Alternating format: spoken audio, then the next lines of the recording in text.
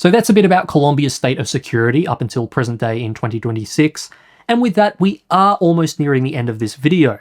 There was, however, another important aspect of Colombia's history that I wanted to cover before finishing up, and that is the subject of US trade. See, throughout the 90s, back before free trade with the US existed, many multinational companies from Colombia and several other Latin American countries had benefited from a tariff reduction agreement from the US known as the Andean Trade Preferences Act. This was granted on the condition that these countries implement certain counter-narcotics objectives to assist the US in their anti-drug initiatives. Later, in 2002, the ATPA would evolve into the Andean Trade Promotion and Drug Eradication Act, which granted free trade for a number of products.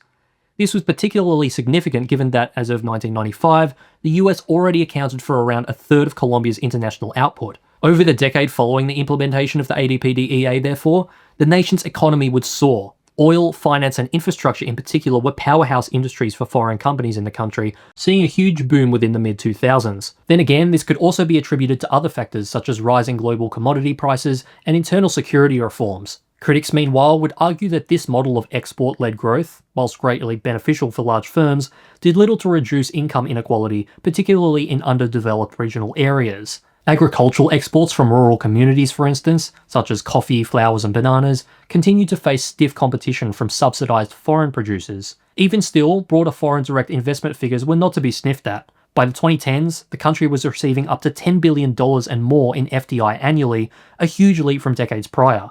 Unsurprisingly, this was largely aided by the further easing of trade restrictions. Specifically, throughout the 90s and early 2000s, the US had wanted to expand NAFTA, its existing multilateral free trade agreement with Mexico and Canada, to the majority of Latin America.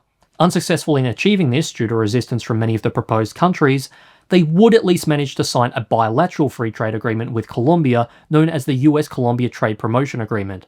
From the US's perspective, the agreement aimed to expand their access into Colombia by eliminating tariffs for most goods and services, along with tightening foreign investment protections. Despite being signed in 2006, it wasn't until late 2011, however, that the deal was finally ratified. During this 6-year gap, many Democrats in Congress, along with labor and human rights organizations, would oppose the agreement, citing concerns about Colombia over labor rights, violence against unionists, and paramilitary influence in the government. The deal's eventual approval and implementation, therefore, was mostly thanks to an initiative aimed to directly tackle some of these concerns, albeit mostly focused on labor reform. Known as the Labor Action Plan, the initiative put forth by the Obama administration was essentially a list of labor commitments that the US required Colombia to fulfill before agreeing to the FTA.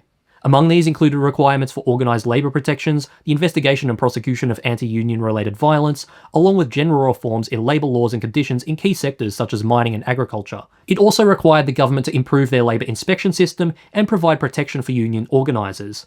Whether or not Colombia achieved these reforms is another discussion entirely, but their proposed commitment at least was enough to grant the FTA's approval in Congress before it would go into full effect in early 2012. In terms of the effect of free trade between the US and Colombia, results have been mixed. Commodities such as flour and coffee would experience a notable boost over the years. The nation's largest exports, however, would continue to come from mining sectors such as oil, coal, and gold. Throughout the 2010s, these combined industries have contributed to around 40 to 70% of annual export revenue. Due to this lack of diversity, though, the country has historically been vulnerable to global price shocks, as seen during the oil crashes in 2008 and 2014. Similar factors also caused a roughly 50% dip on the value of the Colombian peso between 2014 and 2017. Be that as it may, the country has arguably fared worse in terms of free trade imports. The arrival of competition from heavily subsidized US agribusiness, for instance, has undercut many small farmers, sometimes pushing them into coca production or even displacement. Overall, the results have been devastating to the livelihoods of many in rural areas, though interestingly, poverty has reduced somewhat in the cities. This stark wealth gap has easily become one of the nation's leading issues. In 2016, for instance, Colombia's rate of income inequality was among the worst globally. So that would have been all I have to say about Colombia and the US's recent trade history, but as I'm sure you know, there have also been some very recent developments in the form of President Trump's Liberation Day trade tariffs. Now, although this particular order was pushed globally back in April 2025, the recent timeline for Colombia actually goes back a few months earlier. Essentially, back in January, Colombia was in some hot water with Trump due to a controversy surrounding deportations. Specifically, amidst an onset of mass repatriations, President Petro was refusing some US deportation flights containing Colombian immigrants to land in their country. In order to counter this, Trump would threaten to inflict a 25% tariff on all imports from Colombia before escalating to 50% within a week if Colombia didn't agree to cooperate with his deportation plans. Beyond tariffs, Trump would also threaten to impose visa bans for all Colombian nationals wishing to travel to the US for any reason. Pushed into a corner, Colombia would ultimately cooperate with Trump's demands, albeit on their own terms. Namely, Petro would not allow the US military to carry out the deportation. Instead, Colombia would send its own planes to pick up the deportees from US facilities as a means of preserving national dignity and sovereignty. Of course, the story doesn't end there though, as on April 2nd, Trump would announce his Liberation Day tariffs on countries around the world. For Colombia, this would be a 10% baseline tariff on most exports to the US. As you may know, Trump described these tariffs as reciprocal, meaning that the US was supposedly trying to mirror the tariffs that other countries imposed on their imports from the US. For example, if Colombia charges 10% on American-made cars, the US could choose to retaliate by charging 10% on a Colombian import, such as flowers or coffee, at least in theory. In practice, however, strict reciprocity was rarely observed. In the context of Colombia, for instance, these tariffs would not be applied proportionally in equality to Colombia's US import taxes, but instead would be applied almost universally across most Colombian exports. Adding to this that the US is the nation's biggest trade partner, and it was no surprise that the tariffs were met with stern criticism in Colombia for their potential consequences on the economy. Luckily for Colombia, the order would, however, receive legal pushback in the US. On May 28th, the US Court of International Trade would rule that the tariff implementation was unconstitutional and exceeded Trump's emergency powers. They'd then issue a permanent injunction, meant to bring the tariffs to a definitive halt. In response to this, though, the US Department of Justice would file an emergency appeal on the ruling, arguing that Trump's actions were indeed legal. With this appeal issued, it was then up to a higher court known as the Federal Circuit to decide whether to uphold or overturn the initial ruling. By the end of August, this court would ultimately affirm the CIT's assessment that the tariff implementation was unconstitutional. Following these results, however, the Department of Justice would make an appeal to an even higher court, the Supreme Court, for a truly definitive hearing. This hearing would occur on November 5th, though at the time of recording, the justices are yet to reach a consensus. Until that happens, the tariffs will remain active.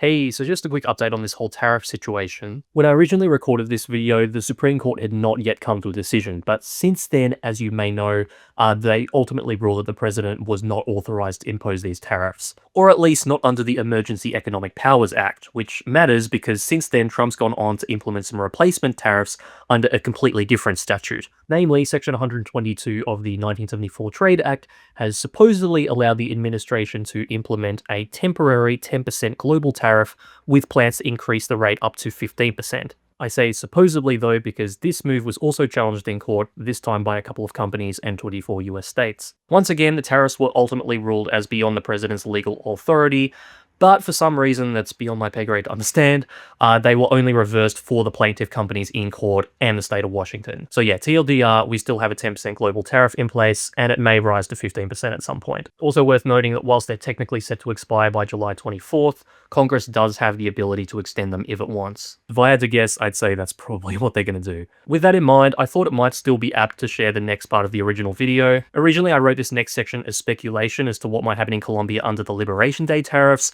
but I don't see why that couldn't be applied to these tariffs too. So yeah, back to the main video. This, of course, may carry some serious consequences for Colombia's chief US exports. Flour exports in particular would likely experience the greatest impact. Given the nation's status as the second largest flour exporter in the world, and the fact that 80% of these exports go to the US, a flour market crash could cause severe disruption, leading to many job losses in rural Colombia. Similar effects, meanwhile, may also be felt in other low-margin exports, such as fresh produce and textiles. Even Colombian coffee, which has historically performed well against global competition, could see reduced profit margins as US roasters search for cheaper contracts. On a broader economic level, these declines could leave a large impact on the nation, potentially weakening the national trade balance and the value of the Colombian peso. Rural areas reliant on exports, meanwhile, would likely experience an onset of job losses and employment setbacks. Ultimately, a lot is on the line for Colombia, and so the decision of the US High Court will hold great significance for the nation's future.